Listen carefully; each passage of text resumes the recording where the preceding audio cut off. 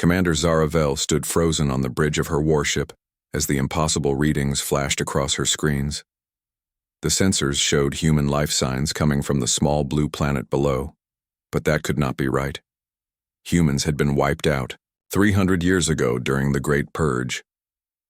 Her second-in-command, Lieutenant Kira Nex, rushed to her side with wide, purple eyes full of confusion. "Commander, these readings must be wrong.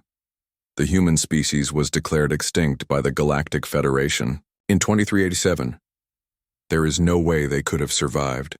Zara gripped the metal railing with her six-fingered hands.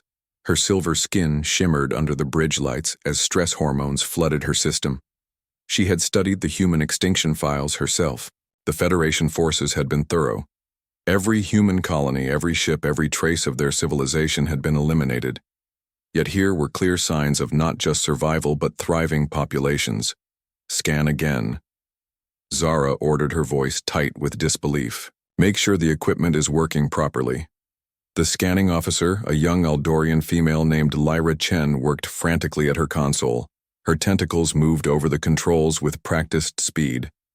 "Commander, the scans are accurate. I'm detecting over 8 billion human life forms on the surface, along with massive cities' advanced technology, and what appears to be a substantial space defense network. 8 billion General Mora Vex materialized on the main screen." Her scarred face twisted. In shock, the Federation High Command had been monitoring this conversation from their distant headquarters. "That is impossible. Our records show that every last human was eliminated. The task force that carried out the purge reported complete success." Zara studied the tactical display that now showed dozens of human vessels moving to intercept her small fleet. These ships were unlike anything in the Federation databases. Their designs were sleek and alien, yet somehow familiar. The weapons signatures were completely unknown.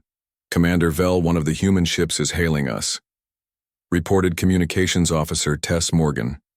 "Put them through." Zara commanded, steeling herself for first contact with a supposedly extinct species.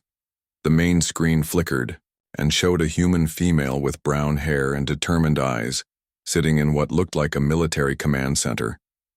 Her uniform bore insignia that suggested high rank, though Zara did not recognize the symbols. "This is Admiral Lisa Carter of Earth." "Defense Command," she said in clear galactic standard. "Your fleet has entered protected space without authorization. State your intentions immediately." Admiral Carter Zara began carefully choosing her words. "I am Commander Zara Vel of the Federation, 3rd Fleet. We were conducting a routine survey when our sensors detected your presence. This is quite unexpected, as our records indicate that we were all killed 3 centuries ago." Lisa interrupted, her expression hardening. "Yes, we know what your Federation believes your predecessors were very thorough in their attempts at genocide." The word hung in the air like a physical blow. Zara felt her crew shift uncomfortably behind her. The official records had always referred to the human elimination as a necessary police action against a dangerous species, not genocide. "How did you survive?" Zara asked, unable to keep the wonder from her voice. The reports indicated complete success. Lisa smiled, but there was no warmth in it. "Humans are resourceful, Commander. When your people came to wipe us out, we had already begun spreading beyond your maps. Some colonies were hidden, others were so remote you never found them. We learned to hide, to adapt, to become invisible. Your Federation declared victory and moved on. But we never forgot." General Vex interrupted the transmission, her image appearing alongside Lisa Carter. "This is impossible. Human technology was primitive. Their species was barely capable of interstellar travel. How could you have evaded our forces and rebuilt to this extent?" Lisa turned her attention to the Federation general with ice in her voice. "General, I presume you want to know how primitives like us managed to survive and thrive while your mighty Federation stagnated? Let me show you." The human ship suddenly vanished from Zara's sensors completely. The tactical display showed empty space where moments before dozens of vessels had been visible. "Stealth technology," Lyra Chen whispered in awe. "Commander, their ships just disappeared. Our sensors cannot track them at all. They reappeared just as suddenly, but now they had somehow moved to surround Zara's fleet without triggering any alarms. The Federation vessels were completely boxed in by the invisible human ships. We spent 300 years learning from our mistakes. Lisa continued as if nothing had happened.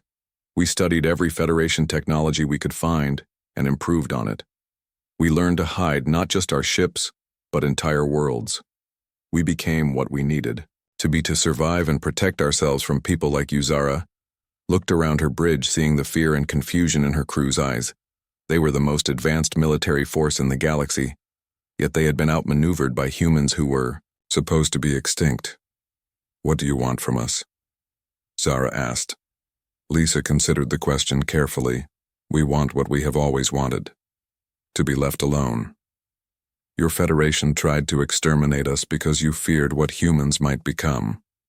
You were afraid we would grow too powerful too quickly and threaten your control. Were we wrong?" General Vex demanded. Lisa laughed, but the sound was cold. "Look around, General.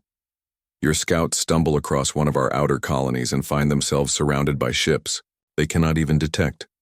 Your sensors cannot track us. Your databases have no information about our current capabilities. You made us into exactly what you feared, but you are not attacking us." Zara observed, struggling to understand why they were still alive. "Because we are not like you," Lisa replied. "We defend ourselves, we protect our own, but we do not seek conquest or revenge.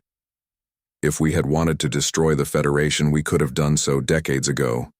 Instead, we chose to remain hidden to build our civilization and hope that maybe someday your people would change." The bridge fell silent as the implications sank in.